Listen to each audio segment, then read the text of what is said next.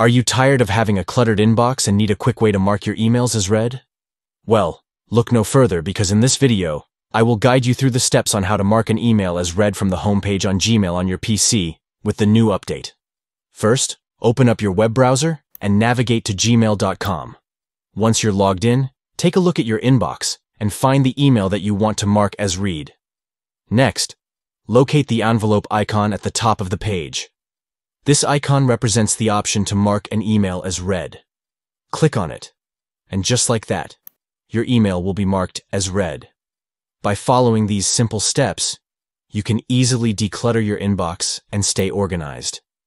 So, the next time you receive an email that you want to mark as read, remember to open Gmail on your PC, find the email, and click on the envelope icon at the top of the page.